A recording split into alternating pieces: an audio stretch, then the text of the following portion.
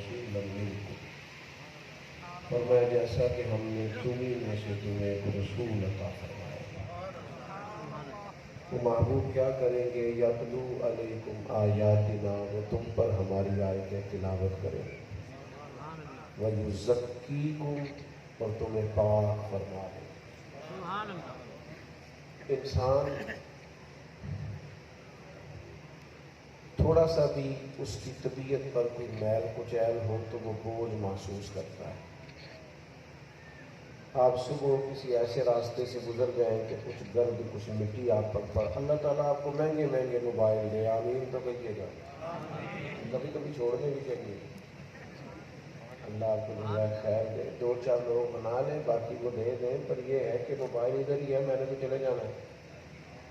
آپ مہربانی فرمائیں میری بات پر تھوڑی دیر توجہ کریں۔ کوئی بھی تھوڑا سا بھی میل کچیل انسان کی جسم پر ہو نا تو وہ اس کے لیے تکلیف کا باعث بن جاتا ہے۔ ذرا سی کوئی چیز آپ کے ہاتھ کو لگ جائے، جب تک آپ دھو نہ لیں سکون نہیں آتا۔ آپ کے گریبان کا، گلے کا، قمیض کا، ویسٹ کوٹ کا ایک بٹن ٹوٹ جائے نا تو پوری محفل میں کسی کو نہیں پتا کہ آپ کا بٹن ٹوٹا ہے، لیکن آپ تکلیف میں ہوتے ہیں کہ یار یہ بٹن ٹوٹا ہوا ہے۔ انسان کے ذہن پر، اس کے حاشیہ خیال پر تھوڑی سی بھی چیز اگر ظاہری طور پر لگ جائے تو اسے بوجھ محسوس ہوتا ہے۔ آپ کو زیادہ توجہ کرنی پڑے گی میری بات پر۔ آپ نہا لیتے ہیں نا، چاہے ایک دن کی ہی گرد ہو، لیکن جب آپ نہا لیتے ہیں تو آپ کے جسم سے کوئی 2.5 من چیز نہیں اترتی، لیکن وہ تھوڑی سی مٹی ہوتی ہے، آپ نہا لیتے ہیں تو اپنے آپ کو ہلکا پھلکا محسوس کرتے ہیں۔ یہ کپڑے چینج کرنے سے بندہ اپنے آپ کو تازہ دم محسوس کرتا ہے۔ یہ اللہ تعالیٰ کا نظام ہے، اس نے انسان کو بنایا ہے۔ پڑھا لکھا آدمی ہو، مالدار ہو، اچھی ڈگری رکھتا ہو، آپ اسے کہیں جانے کی دعوت دیں، یا فلاں جگہ چلیں، فلاں محفل میں، اس کے پاس پیسے بھی ہیں، گنجائش بھی ہے، سواری بھی ہے، لیکن وہ جاتا نہیں، کہتا پہلے مجھے کپڑے بدلنے ہیں، کپڑے بدلوں گا پھر آپ کے ساتھ جاؤں گا۔ آپ کسی کے گھر چلے گئے، اسے کوئی مسئلہ نہیں ہے، آپ کو گھر میں رکھنے کا، کھلانے کا، بٹھانے کا کوئی معاملہ نہیں، لیکن اگر آپ بن بتائے چلے جائیں تو کہتے ہیں یار بتانا تو صحیح تھا، میں ذرا صفائی تو کر لیتا۔ انسان کی طبیعت پر تھوڑا سا بھی میل کچیل، تھوڑی سی بھی چیز بوجھ بنتی ہے۔ آپ سمجھ گئے میری بات کو، جہاں میں آپ کو سمجھانا چاہ رہا تھا۔ ظاہری طور پر اگر تھوڑا سا میل کچیل ہو تو بندہ تکلیف محسوس کرتا ہے، تو اگر بندے کے دل میں میل کچیل ہو، اگر باطن میں دھبے ہو، ایک ڈھیر سارا طبقہ ہے جو کہتا ہے سارا کچھ ہے پر میں بے چین ہوں، پریشانی بھی کوئی نہیں اور دل بھی نہیں لگ رہا، دکھ بھی کوئی نہیں اور سکون بھی کوئی نہیں، وجہ کیا ہے؟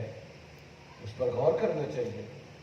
میں نے عرض کیا ہے کہ جب تھوڑا سا بھی دھبا جسم پہ ہو، تھوڑا سا، ذرا سی مٹی انگلی پہ لگ گئی تو کہتے ہیں پہلے ہاتھ دھو لو تاکہ سکون ہو جائے، لگی رہنے تو تھوڑی سی تو ہے، کہ اترے گی تو سکون آئے گا۔ یہ جو من کے دھبے ہوتے ہیں نا، باطن کے دھبے، اگر انسانیت کی اصلاح نہ ہو، تعلیم و تربیت نہ ہو، من میں اگر دھبے رہ جائیں تو آپ کے پاس سارا کچھ ہے پھر بھی آپ پریشان رہتے ہیں، بور رہتے ہیں۔ من کے دھبے کیا ہیں؟ ان کے تو باقاعدہ نام ہے، ان کی تو باقاعدہ پہچان ہے۔ یہ جو حسد ہوتا ہے نا، یہ من کا دھبا ہے۔ یہ جو تکبر ہوتا ہے یہ من کا دھبا ہے۔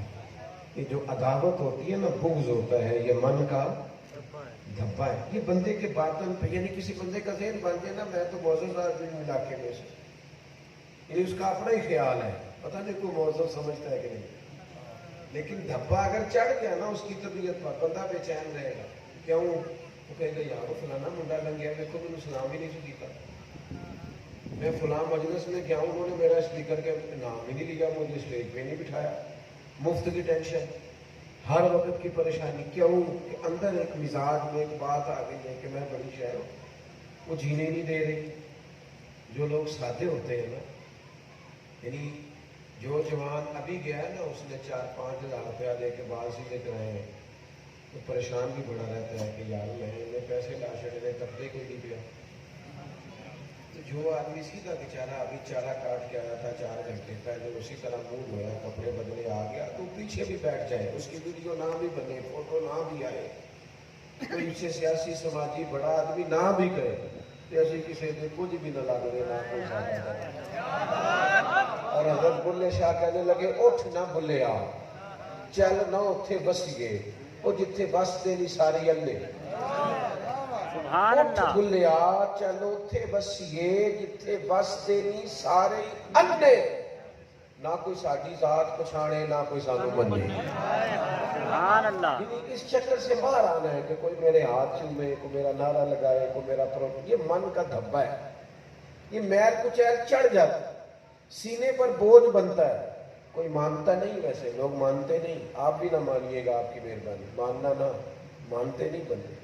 ویسے لوگ جب بے چین ہوتے ہیں تو انہیں پتہ کرنا چاہیے کہ اسے جل تو نہیں رہے. مجھے بتائیں جو شاید جل رہی ہو وہ سکون محسوس کرے گی. میں نے کہا ماننا نہیں بالکل بھی, ہاں نہ بھی لگے گی. ماننے والی بات ہے ہی نہیں. ساری دنیا کے لیے حسد ہوتا ہے. یہ آج تک کسی نے مانا میں کرتا ہوں؟ سوال ہی نہیں پیدا ہوتا. ساری دنیا کہتی ہے لوگ دولت سے پیار کرتے ہیں. کبھی کوئی بندہ آپ کو ملا ہو جو اعتراف جرم کرے کہ میں کرتا ہوں؟ کہتے جاتے ہیں لیکن اعتراف کرنے والے لوگ میسر ہیں. یہ من کا روگ ہے حسد. اور اعلیٰ حضرت رحمت اللہ علیہ نے لکھا ہے, فرماتے ہیں حسد کرنے والا بندے پر اعتراض نہیں کرتا, حسد کرنے والا تو اللہ کی تقسیم پر اعتراض کرتا ہے. وہ تو کہتا ہے ادھر نہیں جانا چاہیے تھا, ادھر آنا چاہیے تھا. یہ شان, یہ شہرت, یہ اعزاز, یہ کمال, یہ مال, یہ دولت, یہ منصب ادھر کیسے چلا گیا, ادھر آنا چاہیے. بے چین ہو جاتا ہے انسان, تکلیف اٹھاتا ہے.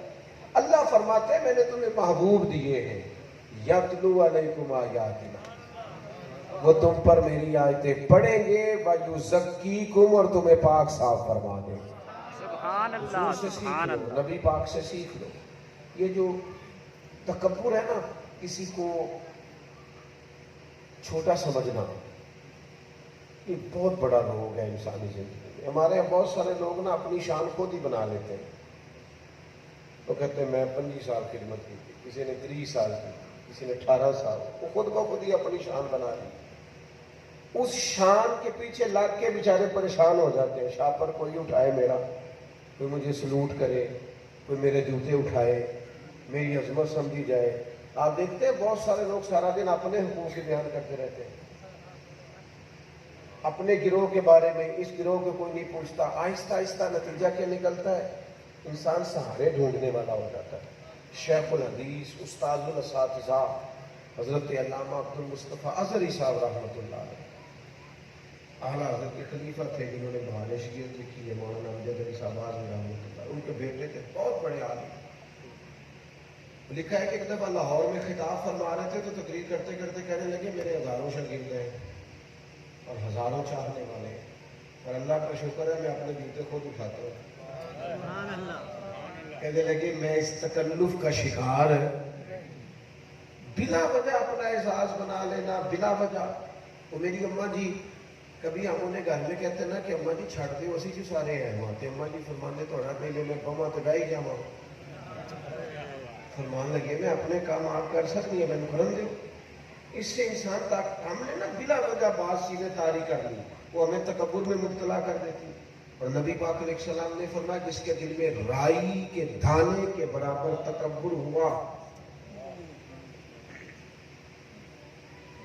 فرمایا اللہ قیامت کے دن لوگوں کی شکلیں چیونٹیوں جیسی کر دے گا. رائی کے دانے کے برابر بھی تکبر ہوا تو جنت میں نہیں جائے. اور عاجزی, جو عاجزی ہوتی ہے نا اس کی شکل نہیں ہوتی, تکبر کی بھی شکل نہیں ہوتی.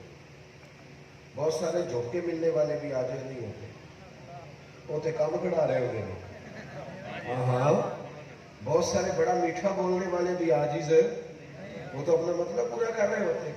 عاجزی تو دل کا سودا ہے. تو اپنے دل سے پوچھ کہ تو رب کے بندوں کو حقیر سمجھتا ہے یا اللہ کے بندوں کو عزت دیتا ہے. یہ تو دل کا معاملہ ہے, دل سے پوچھنے والی بات. یہ تو بندے کا اللہ رسول سے راز ہے, انکساری, عاجزی, عجز. نبی پاک علیہ السلام سے मुल्क शाम का रहने वाला या मिस्र का रहने वाला एक गरीब आदमी